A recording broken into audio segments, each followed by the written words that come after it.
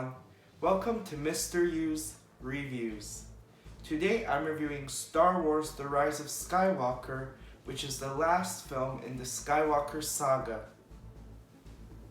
This film follows the same characters as the last two, such as Rey, Poe, Finn, and much more, and it finalizes their journey against Kylo Ren and the First Order, who could now be possibly ruled by Emperor Palpatine.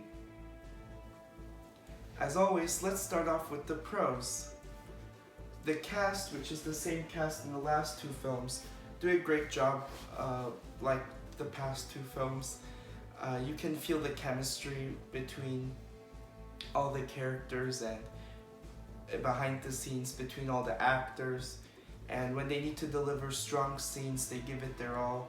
So that was a pro of the whole sequel trilogy, just their acting. Carrie Fisher's scenes with her archive footage since she had passed away was well utilized and respectfully utilized, and really well edited together. And the visual effects are spectacular. You don't go to a Star Wars film expecting like bad visual effects, and these visual effects really improve the cinematography since they are colorful and vibrant. And overall the film was enjoyable, especially the third act, which I thought was exciting. But other than these pros, I thought the film was quite disappointing in the fact that it was marketed as an end to the whole Skywalker saga, but really it wasn't that satisfying in its attempt to really be an end to the whole saga. And looking back at its potential, it could have been way better. Now let me explain why I thought the film was not bad but disappointing in certain ways, especially in ending the whole saga. For a third film in a whole trilogy and the last film in this whole saga, I felt like they focused a little bit too much on the past of certain characters when it was already kind of answered in the last film. But since audiences didn't like what was said in the last film, of course then the studios and everyone who made this film wants to try and fix that, and in addition also make it satisfying as a conclusion to all these films. And in that sense it didn't work well. It was interesting what they were saying about certain people's past and stuff, and you know it still kept me interested, but after looking back on it, it just overall feels very jumbled because it didn't feel like a good conclusion to the whole saga, which I repeated a lot, but that's the main reason why I felt the film was disappointing. Also, Palpatine is in this film, and he was the big bad villain in the original trilogy.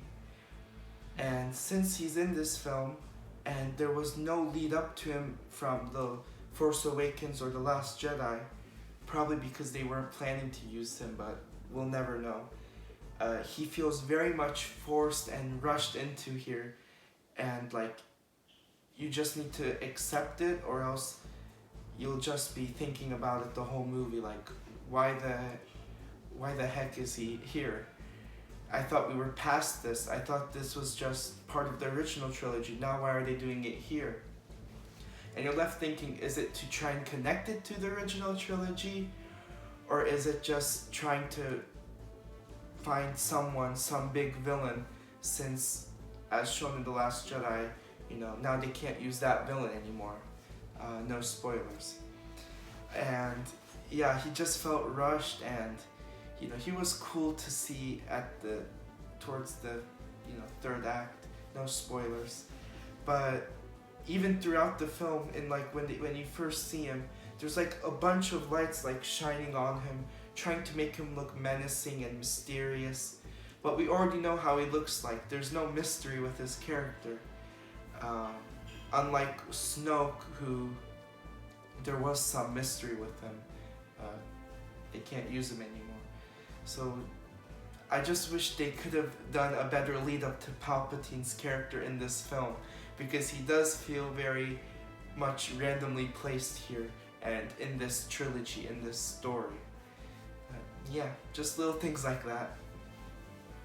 Finally, I felt like the film didn't have too much of a big threat against our main heroes, which, they're all really likable, but they're also really powerful. And as a result, the ending kind of becomes predictable, and you don't feel really worried for them at any point. So I would have liked if the filmmakers just made a threat much more larger, and then you're thinking, oh my gosh, maybe one of these characters are gonna die, or maybe they're all gonna die for all we know, but it just becomes predictable, the ending. And yeah, I would have loved to just have been really just on the edge of my seat in this film.